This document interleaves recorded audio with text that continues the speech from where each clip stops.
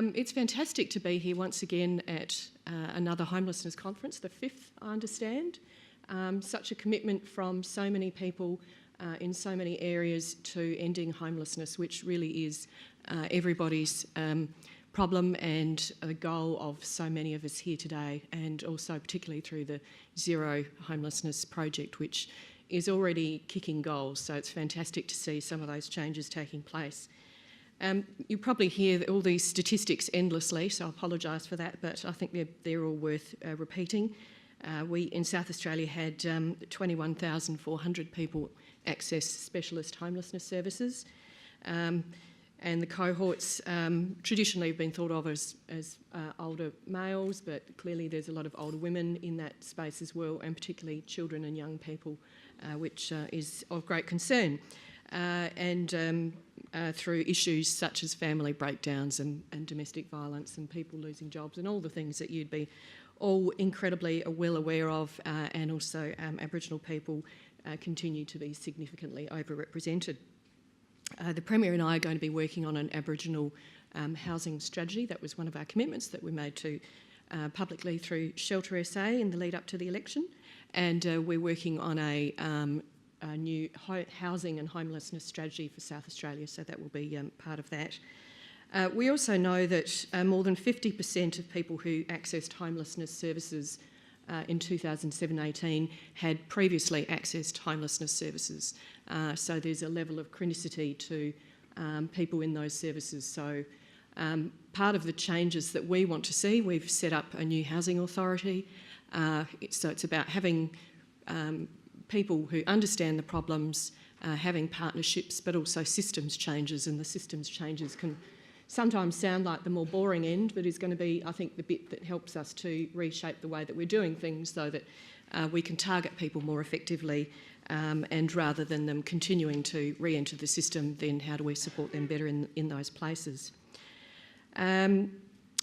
So in terms of the new Housing Trust Board, we've advertised for those positions. We've asked the non-government sector to assist us in working out what the skills matrix should look like, and they'll provide a shortlist for me to then make recommendations to Cabinet. So we want it to be very externally focused. We want it to involve the non-government sector and have genuine partnerships, so that we're able to have the best minds available to work on these problems, because we know that homelessness sits on a continuum of housing. We also hear about the difficulties with people in housing stress, which is another part of the system. Clearly there's difficulties within our social housing system. I've heard constantly for well over a year from homelessness providers that they just can't get people into homes. So it's the whole system that we want to look at and reshape that.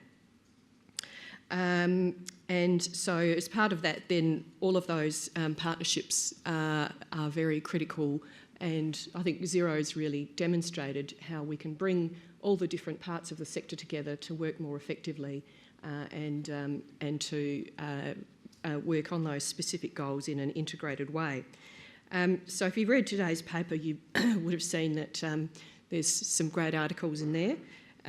State government gets a small mention because we haven't done anything quite as sexy as an app, but we've got a website which assists people who might be, well, any concerned member of the community can go to the Street Connect website and log. There's a pin drop system, I've used it myself, and there's a system where you can say the location of where someone's sleeping rough and put in some details about them, and then your contact details, and then that alerts the Street to Home service where that person is. So it's a much better response than people ringing police to say, you know, someone's here. And as we've seen with, you know, some of the discussion around the Hutt Street Centre, I think obviously human services response is far preferable to some of those other responses. And there's also an email which is streetconnect@sa.gov.au, which will provide the same service. So it really is a very quick way for people to assist in a very practical way for to let people know about whether somebody's sleeping rough. So we're very committed to ending homelessness in small and large ways, and I'm very excited about the direction of where the new Housing Authority is going to take the approach.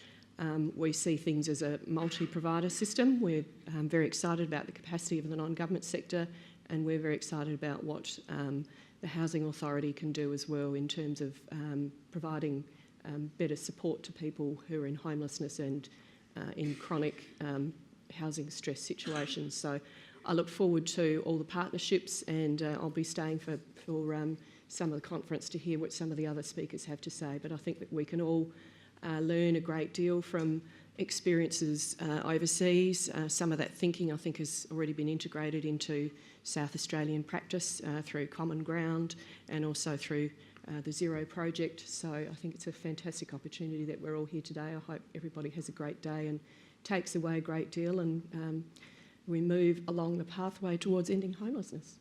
Thank you.